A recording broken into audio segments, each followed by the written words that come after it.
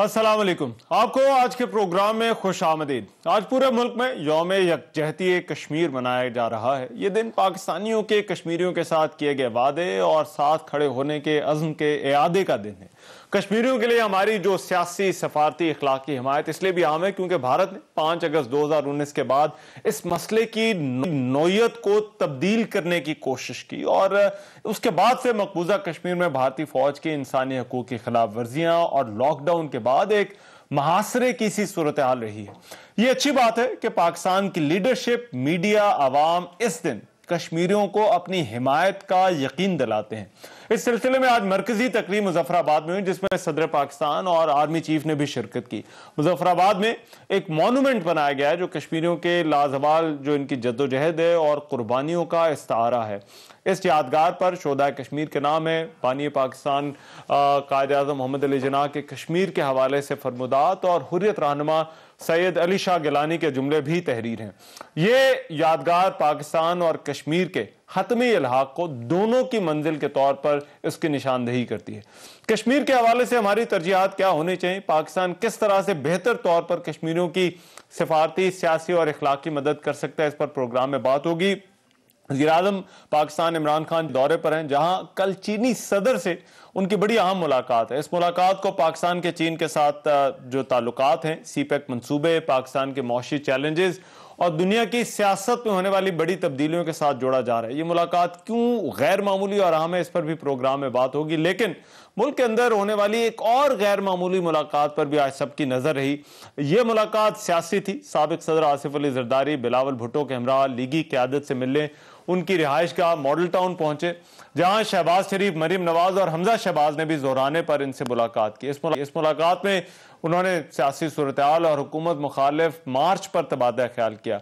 उसके बाद media talk भी, उस पर भी प्रोग्राम में बात होगी और आम आदमी के लिए कर्जों के हसूल में जो मुश्किलात हैं उन पर भी बात करेंगे कि क्या ये अमल आसान बनाया जा सकता है या नहीं। आज प्रोग्राम का फॉर्मेट थोड़ा सा मुख्तलिफ है।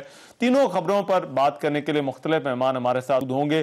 पहले जो सियासी मुलाकात है वो सबसे लेटेस्ट खबर है, जरा उस पर बात कर लेते हैं और उस पर बात करने के लिए वजीर ममलिकत इत्तलात व नशरियात फरूख हबीब साहब प्रोग्राम के आगाज में जब वो हमें ज्वाइन कर रहे हैं। फरूख हबीब साहब, बहुत शुक्रिया सर आपके वक्त का। ये आज जो मुलाकात हुई, आप इन्हें बड़ा तकसीम के ताने देते थे, लेकिन इनके इकट्ठा होने से क्या हुकूमत को कोई फर्क पड़ता है? क्योंकि बिलावल भुट्टो ने इस मुलाकात के बाद कहा कि जितनी इनकी वर्किंग रिलेशनशिप बढ़ती है उतना हुकूमत को खतरा होता है। तो देखिए, हुकूमत के लिए किसी किस्म का खतरा नहीं है। जब मुलाकातें करते हैं तो मुलाकातें इनके लिए खतरा होती है। बुनियादी तौर के ऊपर देखें, कभी एक दूसरे को सिलेक्टेड कहते हैं, कभी आर पार करते हैं, फिर खवार होना शुरू हो जाते हैं। बुनियादी तौर के ऊपर इशू क्या है? इशू ये है कि अपोजिशन एक दूसरे को गिराने पे लगी हुई है। आज हम उम्मीद कर रहे थे कि शहबाज शरीफ साहब पेट फाड़ के सारी दौलत बाहर निकाल लेंगे, लेकिन वो नहीं निकाल सके, उसमें नाकाम हुए। लेकिन जो असल मामला है करप्शन का। दोनों के ऊपर केसेस हैं। जब केसेस हैं, लूटमार की हुई है, वो चीज इनको हमेशा जो एहतसाब का अमल है उसके खिलाफ जो है ये इकट्ठे होते हैं, इनकी मुलाकातें होती हैं और इनके रास्ते की जो रुकावट है वो इमरान खान है, वज़ीर-ए-आज़म इमरान खान है। तो डे वन से हमारी हुकूमत के खिलाफ ये साजिशें जो है वो करते आए हैं। अच्छा। और साजिशों में हमेशा जो है वो इनको नाकामी होती रही है, इनको जो है वो शर्मिंदगी उठाना पड़ती रही है। और मैं समझता हूँ कि आइंदा भी यही होगा। इनकी किसी किस्म की कोई साजिश किसी सूरत भी जो है वो कामयाब नहीं होगी। अब आप ये देखें कि लास्ट टाइम जरदारी ने ये शर्त रखी थी कि नवाज शरीफ वापस आ जाए, हम पे दे देंगे। फिर उसके ऊपर शोकाज भी दे दिया। अब क्या उस शोकाज का जवाब आ गया? शोकाज का जवाब भी नहीं आया। अब ये मामला पीडीएम के पास लेके जाएंगे, नवाज शरीफ के पास लेके जाएंगे, तो फिर कोई ना कोई नई शरायत सामने आ जाएंगी। तो ये अपना मजाक खुद बनाते हैं। अच्छा, मगर फरूख साहब, एक जो पॉइंट जिसकी इससे पहले भी बात होती रही है और इतला ये है कि शायद यहाँ इस मुलाकात में भी कहीं ना कहीं पर डिस्कस हुआ है, वो है तहरीक अदम एतमाद वाल। और वो आपके इत्तेहादियों को जो है वो तोड़ना उनकी कोशिश है। कल मुलाकात भी हुई एमकेएम की मौलाना फजल रहमान के साथ। तो क्या ये तहरीक अदम एतमाद, क्या हुकूमत इसको अपने लिए कोई खतरा देखती है और इत्तेहादियों का जो हुकूमत के साथ रिलेशनशिप है? नहीं, देखिए, किसी किस्म का भी मैं नहीं समझता कोई ऐसा हुकूमत के एंड के ऊपर जो है वो चैलेंज मौजूद है। यहाँ से मैं नमाज का मामला یہ کامیاب کر سکتے ہیں. دیکھیں پہلا تو آپ کے علم میں ہے کہ سینٹ میں ان کی اکثریت تھی. سینٹ میں حکومت اسٹیٹ بینک کا بل بھی پاس کروا لیتے ہیں اور 2 مہینے یہ کہتے رہے ہم یہ بل پاس نہیں ہونے دیں گے, لیکن ان کو ناکامی کا سامنا کرنا پڑتا ہے. ٹھیک ہے. یہاں بھی ان کے ساتھ جو صورتحال ہے صورتحال تو ان کے ساتھ یہی ہے. تو اب بھی میں سمجھتا ہوں کہ یہ ادھر ادھر کی ملاقاتوں سے کوئی عدم اعتماد کی نہ رہا ہموار ہوتی ہے نہ اس کے اندر کوئی حقیقت موجود ہے.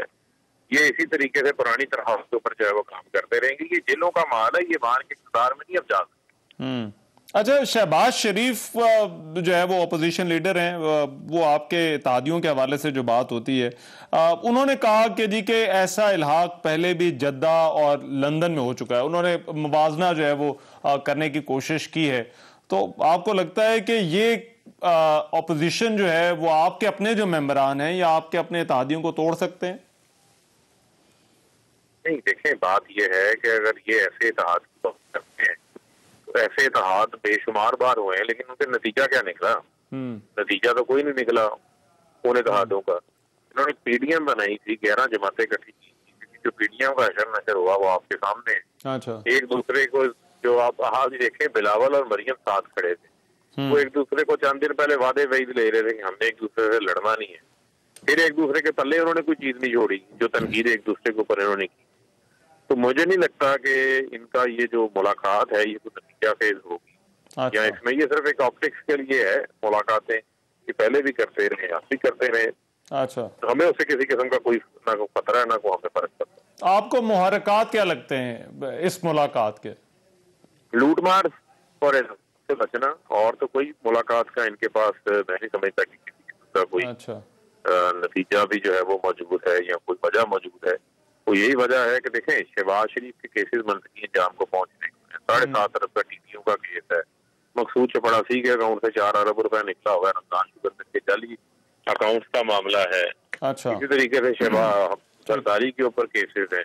یہ اوپن اینڈ شٹ کیسز ہیں. ان کو پتا ہے کہ ان کو سزائیں ہونی ہیں. یہ چاہتے ہیں کسی طریقے سے جو ہے وہ کوئی ایسی انسرٹینٹی کریٹ کریں جس سے جو ہے وہ کوئی انصاف کا عمل رک سکے. ان کو کسی قسم کا جو ہے وہ این آر او جو ہے وہ مل جائے جس کی یہ تلاش کے اندر ہے, تو وہ انشاءاللہ ان کی خواہش پوری نہیں ہوگی. اچھا, لاسٹلی فاروق حبیب صاحب, یہ پارلیمان کے اندر تو یہ تحریک عدم اعتماد والی آپشن جس کا اپوزیشن ذکر کرتی ہے, لیکن پارلیمان کے باہر جو ان کا احتجاج کا پروگرام ہے, کیا وہاں پر اگر ان کی ورکنگ ریلیشن شپ ہوتی ہے یا ایک دوسرے سے مل جاتے ہیں تو وہاں پر کیا حکومت کے لیے کوئی پریشانی ہے؟ کیونکہ یہ پی ایم ایل این اور پیپلز پارٹی یہ بڑی جماعتیں تو ہیں.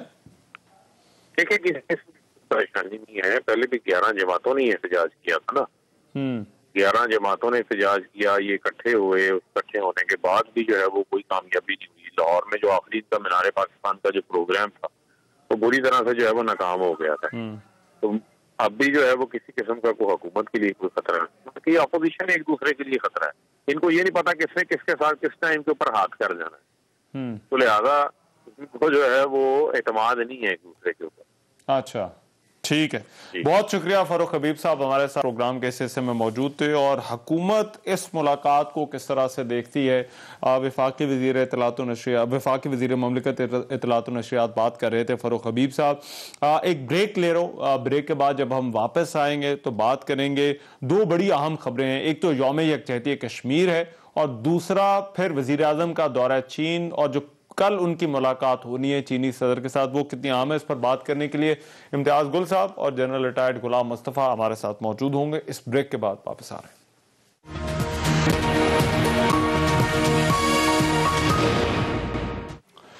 بریک کے بعد پروگرام میں ایک مرتبہ پھر سے خوش آمدید. ایک تو آج کشمیر ڈے اور کشمیریوں کے ساتھ پوری قوم اظہار یکجہتی کر رہی ہے. بڑا امپورٹنٹ دن ہے اور اس دن کی مناسبت سے ہماری جو کشمیر کے حوالے سے ترجیحات ہیں ان پر بھی جو ہے وہ بات ہوتی ہے. اور دوسری عام خبر, وزیر اعظم پاکستان عمران خان کا دورہ چین ہے, وہاں پر جو ان کی ملاقاتیں ہو رہی ہیں اور یہ دورہ بھی بہت اہمیت کا حامل جو ہے وہ سمجھا جاتا ہے. کل ان کی چینی صدر سے وہاں پر ملاقات ہونی ہے. اس ملاقات کو بھی بڑے اہمیت جو ہے وہ دی جا رہی ہے. موجودہ خاص طور پر پاکستان کے امریکہ کے ساتھ تعلقات اور پھر جو ہے وہ پاکستان کی ایک خارجہ پالیسی کے جو سمت ہے اس تناظر میں بھی. ان دونوں حوالوں سے بات کرنے کے لیے میرے ساتھ امتیاز گل صاحب موجود ہیں, دفاعی تجزیہ کار.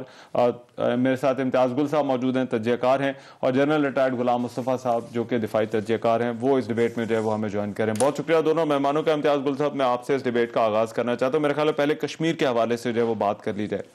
حالیہ دنوں میں ہم نے دیکھا جو نیشنل سیکیورٹی پالیسی ہے اس میں بھی جو ہے وہ کشمیر کا ذکر ہے. بنیادی طور پر 3 طرح کی حمایت کا کہا جاتا ہے کہ اخلاقی, سیاسی اور سفارتی. ہمارے جو معروضی حالات ہیں, کیا ہم کشمیریوں کو جو ان کو حمایت چاہیے وہ ان کو حمایت دے سک رہے ہیں موجودہ حالات میں؟ دیکھیے, جس ملک میں معاشی اور اقتصادی طور پہ خود شدید نوعیت کے مسائل ہوں, اور جو ملک بین الاقوامی طور پہ محض اس وجہ سے ایک لحاظ سے خاص طور پہ مغربی دنیا میں تنہا خود کو محسوس کرتا ہو کہ ماضی کا اس کا کردار اچھا نہیں ہے, اور بھارت نے بڑی کامیابی کے ساتھ ایک بڑے سسٹمیٹک انداز میں اس ملک کو دہشت گردوں کی پشپنائی کرنے والا ملک مشہور کیا ہے, رائٹلی اور رانگلی. اس کے لیے کشمیر جیسے معاملے میں آپشنز بہت محدود ہوتی ہیں, اور پھر 5 اگست 2019 کے بعد وہ آپشنز تقریباً ختم ہو گئی ہیں.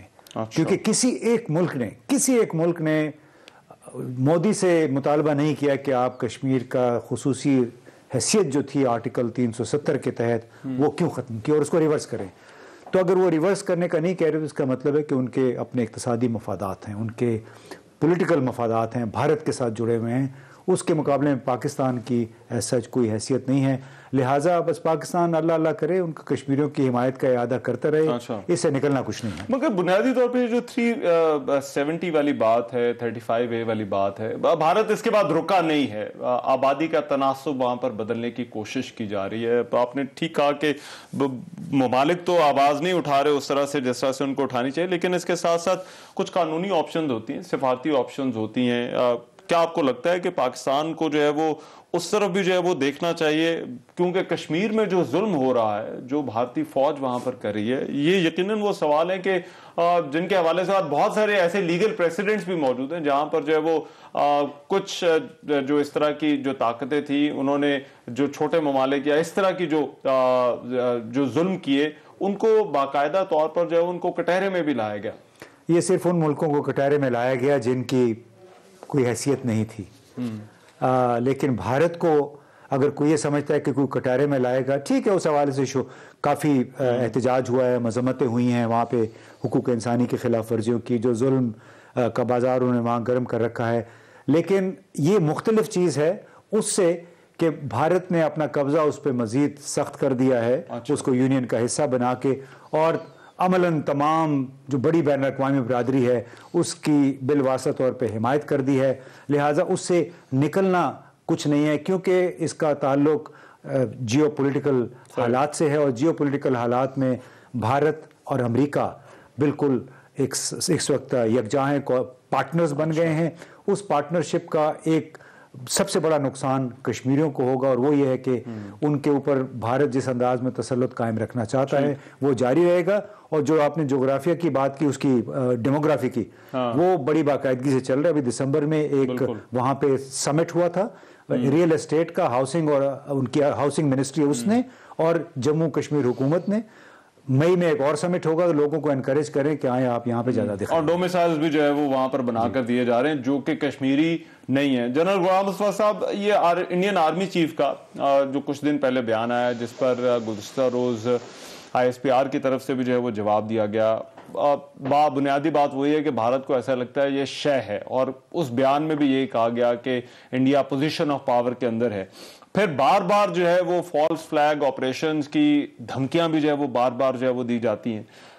تو ان دھمکیوں کا جواب جو ہے وہ کیا پاکستان کے پاس کیا ہے, کیونکہ پاکستان کی ایک سٹیٹڈ پوزیشن ہے کہ ہم جو ہے وہ جنگ نہیں کرنا چاہتے, لیکن ساتھ ساتھ ہم نے جو کشمیر ہے اس پر کسی قسم کی جارحیت کو بھی قبول نہیں کیا جائے گا.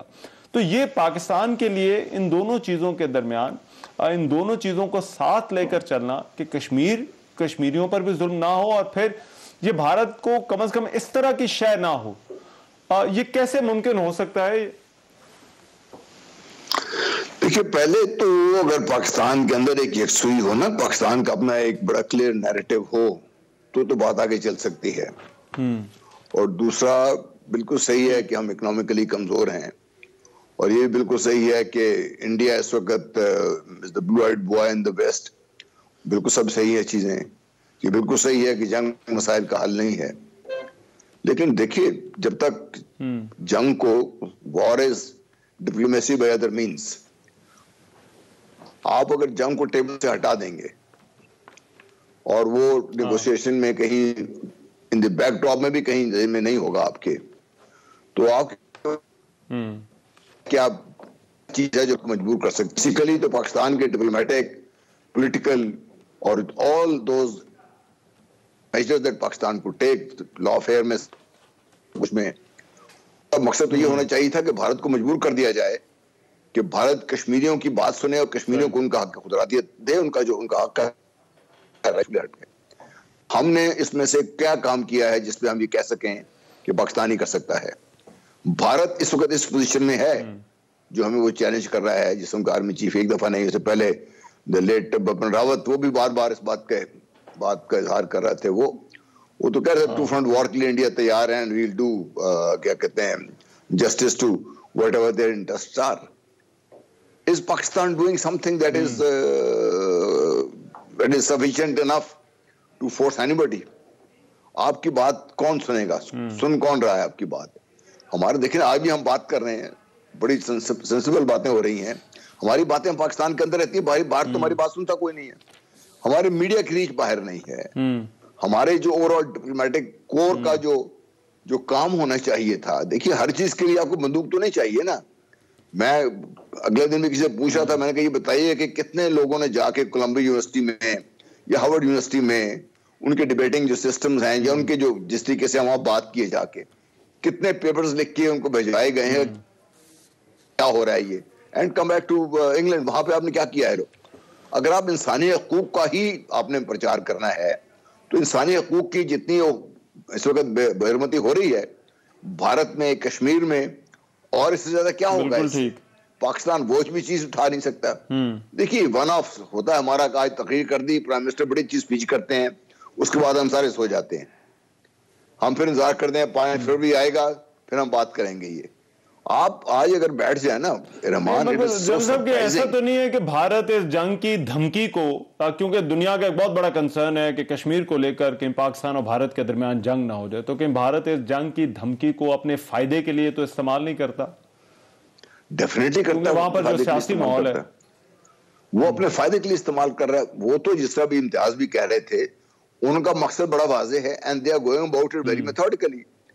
अभी जो लेटेस्ट रिपोर्ट्स हैं, उन्होंने 35 लाख नॉन कश्मीरीज को डोमिसाइल दे दिया वहां पे, और तकरीबन 680 एकड़ जमीन जो है उसके ऊपर उनको प्लॉट्स बना के उनको कर रहे हैं। वो तो जो करना चाहते हैं वो करेंगे, just a matter of time, I think in a year और 2। अच्छा, मैं जनरल साहब एक मैं ब्रेक ले रहा हूँ, राइट जनरल साहब, मैं एक ब्रेक ले रहा हूँ, उसके बाद आकर वजीर आजम के दौरे चीन के हवाले से बात करते हैं।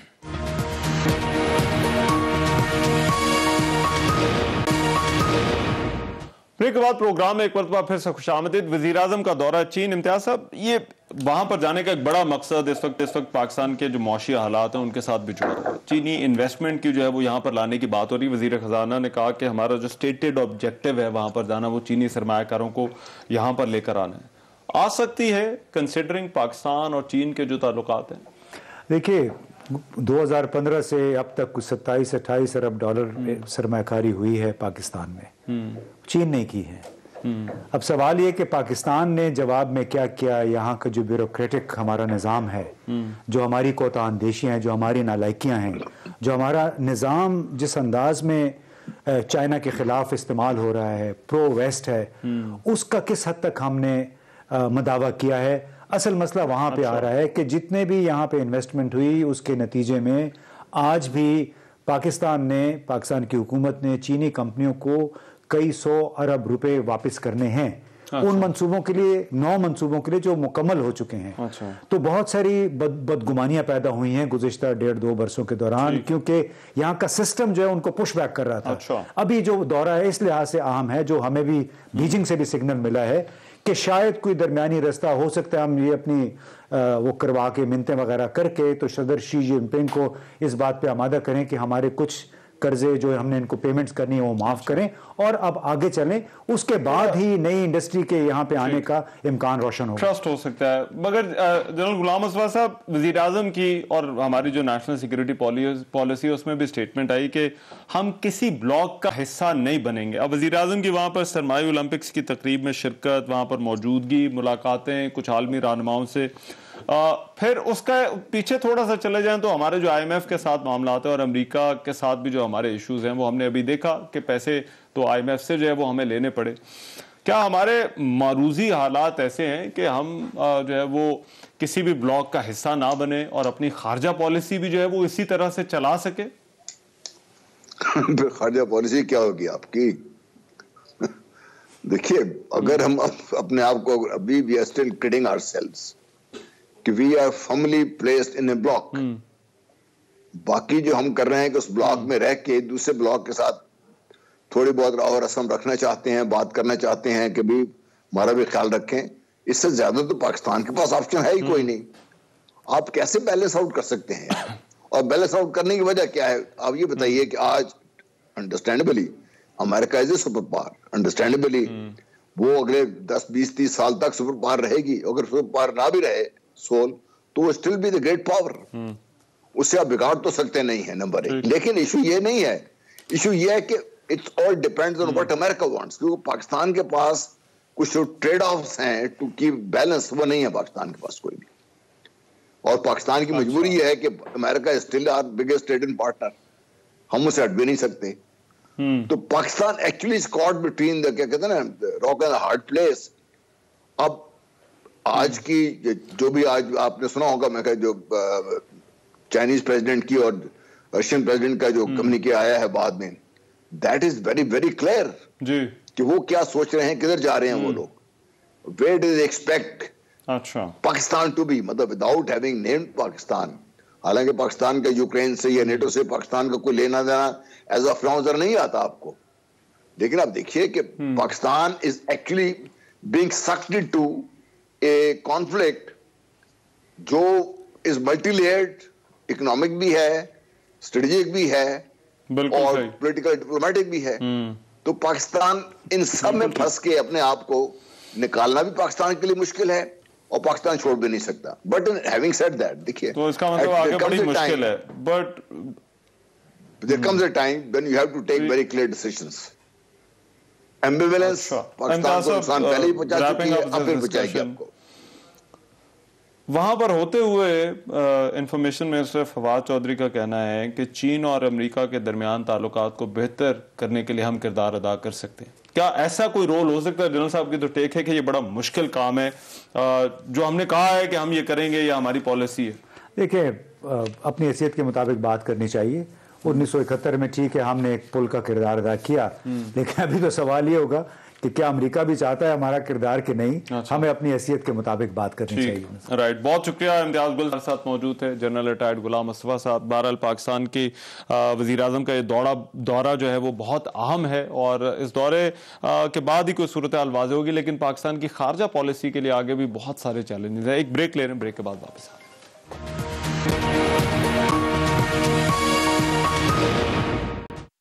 ब्रेक के बाद प्रोग्राम में एक मरतबा फिर से खुशामदीद। पाकिस्तान में हालिया दिनों में हुकूमत की कोशिश रही है कि घर बनाने के लिए आम आदमी के लिए जो कर्जों का हसूल है उसका जो प्रोसेस है उसको आसान बनाया जा सके और साथ साथ रियल एस्टेट पर भी बड़ा फोकस है कि उसको फरोग मिले।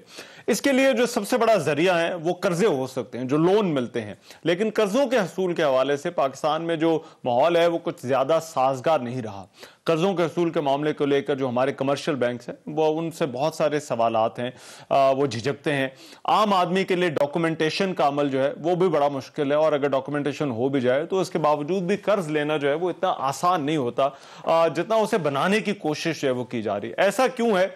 और इन्हीं मुश्किलात के पेश नज़र हुकूमत ने अपना नया प्रोग्राम कामयाब पाकिस्तान प्रोग्राम लॉन्च किया, जिसके तहत कामयाब कारोबार, कामयाब किसान कैटेगरी के साथ मकान खरीदने की कैटेगरी भी मुतारिफ कराएगी। अब ये जो कामयाब पाकिस्तान स्कीम के तहत आम आदमी को मकान खरीदने के लिए भी जो है वो इसमें कर्जे का शामिल है कि 27 लाख तक कर्ज जो है वो मिल सकता है, और किसान कैटेगरी के जरिए किसानों को जो है वो तकरीबन 1.5 लाख के जरिए कर्जे और 2 लाख के जरिए आलात खरीदने के लिए भी जो है वो कर्ज मिल सकता है। क्या ये प्रोग्राम आम आदमी की मुश्किलात कम कर पाएगा और आम आदमी के लिए कर्जों का हसूल किस तरह से जो है वो आसान बनाया जा सकता है? किस तरह से पाकिस्तान में रियल एस्टेट के कारोबार के साथ इसको जोड़ा जा सकता है और किस तरह से बैंक्स आम आदमी को कर्ज देने पर आमादा हो सकते हैं, इस पर जो है वो इस हिस्से में बात होगी।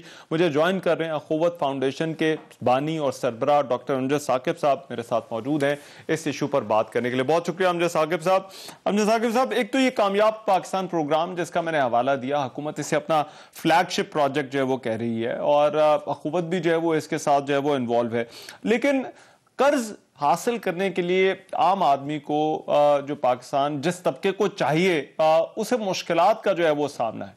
एक तो ये जरा बताइए कि ये मुश्किलात क्यों है, और दूसरा फिर इस प्रोग्राम में और अगर एक आम जो कर्जा लेता होता है बैंक के पास जाते हैं उसमें और इसमें फर्क क्या है? जी रहमान भाई, बात यह है कि ये जो कामयाब पाकिस्तान प्रोग्राम है ना, एक बहुत मुनफरिद प्रोग्राम है। मैं नहीं समझता कि दुनिया में किसी जगह पर इतने बड़े पैमाने पे ऐसा प्रोग्राम शुरू किया गया हो कि एक हुकूमत ने कहा हो कि हम लोगों को कारोबार के लिए, किसानों को ज़राअत के लिए और बेघर अफराद को अपने घर की तामीर के लिए बगैर सूद के कर्जे देंगे।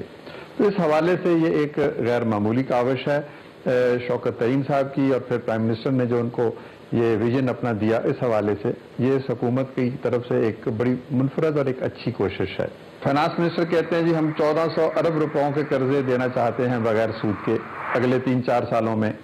अब हुकूमत के पास 1400 अरब रुपया तो नहीं है, तो हुकूमत ने उसमें बड़ा अच्छा इंतजाम यूँ किया कि कमर्शियल बैंक्स को कहा कि ये पैसा आप फराहम करेंगे, और अखुवत जैसे और भी कई अदारे हैं उनको आप होलसेल करेंगे, वो आगे रिटेल की बुनियादों पर, यानी वो आगे से गरीब अफराद को ढूंढकर उनको वो कर्जे देंगे, क्योंकि कमर्शियल बैंक्स के पास वो सलाहियत और वो तजर्बा नहीं है कि वो गरीब आदमी को बगैर सूद के, बगैर कोलेटरल के कर्जे दे सके। तो ये एक आप यूँ समझिए कि ट्राईपार्टाइट रिलेशनशिप है हुकूमत का, कमर्शियल बैंक्स का और माइक्रो फाइनेंस अदारों का, जिसमें हुकूमत शामिल है, NRSP शामिल है, बहुत सारे और अदारे भी शामिल हैं। तो होगा यूँ कि जो कमर्शियल बैंक्स हैं वो से अगर आप मिसाल के तौर पर 100 अरब रुपया वो हुकूमत को देते हैं, तो हुकूमत मखसूस जो एक एलिजिबिलिटी क्राइटेरिया जो गवर्नमेंट ने एक पोर्टल अपना बनाया है उस पर आने वाले लोगों को वो उस असूल के मुताबिक जो तय हुए हैं इस प्रोग्राम के हवाले से कि 5 लाख रुपए तक के कर्जे कारोबार के लिए, 2 लाख रुपए तक के कर्जे किसानों के लिए, 20 लाख रुपए तक के कर्जे घरों की तामीर के लिए, वो अखुवत या अखुवत जैसे अदारे आगे पहुंचाएंगे। और जो बैंकों की रकम की कॉस्ट है और जो अखुवत जैसे अदारों की कॉस्ट है, ये कॉस्ट दोनों की दोनों कॉस्ट हुकूमत उठाएगी, यानी हुकूमत उसको सब्सिडाइज करेगी और लोगों को बगैर सूद के ये रकम मिलना शुरू हो जाएगी। मगर ये कमर्शियल बैंक्स की अमजद साकिब साहब जब बात करते हैं तो वो डॉक्यूमेंटेशन बहुत ज़्यादा मांगते हैं और कई दफ़ा डॉक्यूमेंटेशन पूरी भी हो जाती है, तो फिर उससे आगे जो है वो प्रोसेस मुश्किल होता है। अब तो आपका प्रोसेस जो है वो क्या है, और आप भी उसी तरह से डॉक्यूमेंटेशन है आपकी या फिर उससे जो है वो मुख्तलिफ प्रोसेस है? मेरी अर्ज है कि उसी मसले के हल के लिए माइक्रो फाइनेंस अदारों को शामिल किया गया है कि बैंक ये रकम दे देंगे उन अदारों को, और वो अदारे अपने डॉक्यूमेंटेशन का और अपने तरीक़ाकार का जो एक मखसूस उनका एक दायरा कार है जो निस्बतन बहुत आसान है बैंक के, उसके मुताबिक कर्जे देंगे। तो ये बैंकों की जो स्ट्रिक्ट डॉक्यूमेंटेशन की रिक्वायरमेंट है, ज़ाहिर है उनका एक अपना तरीक़ाकार है, तो वो उससे हट नहीं सकते। लेकिन जो माइक्रो फाइनेंस अदारे हैं, इनका सोशल कोलेटरल की बुनियाद पर लोगों पर इस कदर एतमाद है और लोगों की जिसे कहते हैं ना कि नब्ज़ पर इनका हाथ है कि हमारे लिए अच्छे क्लाइंट को ढूंढना, उस पर एतमाद करना और उसको उस निज़ाम के तहत कर्जा देकर वापस लेना निस्बतन आसान है। तो हमारा यही इसी डॉक्यूमेंटेशन और प्रोसेसेस की जो डिलेज होती हैं اس کو اوائڈ کرنے کے لیے اور نچلے طبقہ کے جو ہمارے بہن بھائی ہیں جن کی آمدنی کم ہے اور جن کو تجربہ نہیں ہے بینکوں سے انٹریکشن کا، تو اس کمزوری کو سامنے رکھتے ہوئے ہمارے جیسے اداروں کو شامل کیا گیا ہے۔ اس لیے میں آپ کو یہ بڑا اعتماد سے کہہ سکتا ہوں کہ ہماری ڈاکومنٹیشن کی جو ریکوائرمنٹس ہیں وہ نسبتاً کہیں آسان ہوگی۔ ڈاکومنٹیشن تو ضرور ہوگی لیکن وہ بہت آسان ہوگی۔ رائٹ، امجد ثاقبی صاحب، اگر قرضہ اس طبقے کو چاہیے ہوتا ہے، یہ سوال ہے کہ جس طبقے کو بینک کے سارے پروسیس کا جو ہے وہ اتنا پتہ نہیں ہوتا، اور خاص طور پہ جو چھوٹا قرضہ جس طرح سے ہے، تو آپ کیونکہ مائکرو فائنانس کے ساتھ بڑا انوالو رہے ہیں، اخوت نے بہت سارے جو ہے وہ ایسے جو ہے وہ قرضے دیے ہیں، لیکن اگر اسپیسیفکلی اس پروگرام کی اگر بات کریں تو یہ عام جو ہمارے دیکھنے والے ہیں ان کے لیے جاننا ضروری ہے کہ کس طرح سے جو ہے وہ پہنچا جا سکتا ہے، اور پھر اس کے بعد آگے کا جو ہے وہ پروسیس جو ہے وہ کیا ہے، کس طرح سے جو ہے وہ آپ سے جو ہے وہ انہیں جو ہے وہ قرضہ جو ہے وہ مل سکتا ہے۔ ہم نے اس کامیاب پاکستان پروگرام کا جو ایک براڈر پیرامیٹرز ہیں اس کے تحت ہم نے بینکوں سے، مختلف بینکوں سے ایگریمنٹس کر لیے ہیں، وہ رقم اب ہمیں پہنچائیں گے۔ اور اخوت صرف کی اگر ہم بات کریں تو ہمارے تقریباً 350 شہروں میں 850 دفاتر ہیں، تو یہ رقم ان 850 دفاتر کے ذریعے سے ان 350 شہروں میں جو ہر صوبے میں موجود ہیں، گلگت بلتستان میں اور ٹرائبل ایریاز میں اور آزاد کشمیر میں بھی موجود ہیں، تو وہاں پر پہنچنے والے لوگوں کو ہمارے ان برانچز اور ہمارے جو 5000 کے لگ بھگ سٹاف ہے اس کے توسط سے یہ قرضے وہاں پر پہنچیں گے۔ تو اس کے علاوہ بھی اور ادارے اس میں اب شامل ہونا چاہتے ہیں تو ہو سکتے ہیں، تو یوں 850 دفاتر ہمارے ہیں، کسی اور کے بھی دفاتر ہوں گے، تو وہ مل جل کر اس کی جو وسعت ہے آپ اندازہ کیجئے نا، وہ بہت بڑھ جائے گی اور وہ کام بہت آسان ہو جائے گا اور ہزاروں نہیں لاکھوں لوگ اس سے مستفید ہو سکیں گے۔ رائٹ، امجد صاحب، لیکن ہمارے ہاں ایک ماحول ہے کہ ہمارے جو کمرشل بینکس ہیں وہ عام طور پر قرضہ دینے سے جھجکتے ہیں، ہیزیٹنٹ ہیں، حکومت کی طرف سے بھی انہیں کہا گیا، تبھی یہ ڈاکومنٹیشن بھی اسی طرح کی ہوتی ہے۔ یہ کمرشل بینک اتنا کیوں جھجکتے ہیں لوگوں کو قرضہ دینے کے حوالے سے؟ دیکھیں، بات یہ ہے کہ کمرشل بینکس بڑے لوگوں کو قرضہ دیتے ہوئے نہیں جھجکتے، کیونکہ ان کا ایک واضح طریقہ کار بن چکا ہے، ان کو پتہ ہے کہ ان کو کیسے۔ چھوٹی سطح پر کام کرتا ہوا بینک جھجکتا اس لیے ہے کہ اس کے پاس تجربہ نہیں ہے۔ میں یہ نہیں کہتا کہ ان کی ولنگنس نہیں ہے، تجربہ نہیں ہے۔ تو یہ جو کامیاب پاکستان پروگرام کے تحت یہ جو ریلیشن شپ ڈیولپ ہو رہا ہے کمرشل بینکس کا اور مائکرو فائنانس کے چھوٹے اداروں کا یا بینکس کا، تو یہ ریلیشن شپ اس بات کو انشور کرے گا، یقینی بنائے گا کہ وہ رقم جو بینکوں کے پاس پڑی ہے وہ آگے دینا چاہتے ہیں، نا تجربہ کاری کی وجہ سے نہیں پہنچ پا رہے غریب آدمی تک، تو وہ ہمارے جیسے اداروں کے ذریعے سے آگے جائے گا۔ اب دیکھیں نا، ہم نے 40 لاکھ خاندانوں کو قرضہ دیا۔ اب میرا نہیں خیال کہ کسی بینک نے یا پورے بینکوں کو بھی ملا لیں تو 40 لاکھ خاندانوں کو کسی نے قرضہ نہیں دیا ہوگا۔ تو ہمیں 20 سال سے یہ تجربہ حاصل ہے کہ قرضہ کس کو دینا ہے، الحمدللہ کیسے دینا ہے، کیسے ریکور کرنا ہے۔ ہم نے 160 ارب سے زائد کی رقم دی اور 100% 99.9% ریکوری بھی لی ہے۔ یعنی ہم اس طریقہ کار کو سمجھ گئے ہیں، ہمیں ان تمام معاملات کا شعور حاصل ہے کہ بھئی نچلی سطح پر کم آمدنی والے لوگوں کو کیسے دوست بنانا ہے، کیسے ان کا اعتماد جیتنا ہے، کیسے ان کو بینکیبل اور کریڈٹ وردی بنانا ہے۔ تو یہ جو امتزاج ہوا ہے نا کہ پیسہ آئے گا بڑے بینکوں سے اور ہمارے ذریعے سے غریب آدمی تک پہنچے گا، اور یوں وہ اکانومی میں انویسٹ ہوگا اور یوں ویلتھ کریٹ ہوگی، اور یہ جو ویلتھ کریٹ ہوگی وہ ایکوٹیبلی ڈسٹریبیوٹ ہوگی۔ تو ہمارا اور ہمارے جیسے اور اداروں کا جو تجربہ ہے پچھلے 20-30 سالوں کا اور پھر دنیا بھر کا تجربہ ہے کہ مائکرو فائنانس اداروں کو یہ ایک ایڈوانٹیج حاصل ہے کہ وہ گلی محلے کی سطح پر کام کرتے ہیں اور ان کو چھوٹے قرضے دینے آتے ہیں، چھوٹے قرضے وصول کرنا آتے ہیں۔ تو یہ کامیاب پاکستان پروگرام کو بناتے ہوئے یہ جو bottom up approach, trickle down کی بجائے باٹم اپ اپروچ کی بات کی ہے چیف اپنے فائنانس منسٹر شوکت ترین صاحب نے، تو یہ اس کا ایک دیکھیے گا آپ انشاءاللہ چند ماہ میں بہت بڑے آپ کو ثمرات نظر آئیں گے کہ لاکھوں لوگوں تک یہ قرضے پہنچ چکے ہوں گے اور وہ اس کو اکانومی کا حصہ بنا چکے ہوں گے. رائٹ، بہت شکریہ امجد ثاقب صاحب ہمارے ساتھ موجود تھے، اور یہ ایک بڑا امپورٹنٹ ایشو ہے جو عام آدمی کے بہت سارے اس حوالے سے جو ہے وہ سوالات ہیں. بہرحال آج کے پروگرام سے اتنے. میزبان ایمان کو اجازت دیجیے. اللہ نگہبان.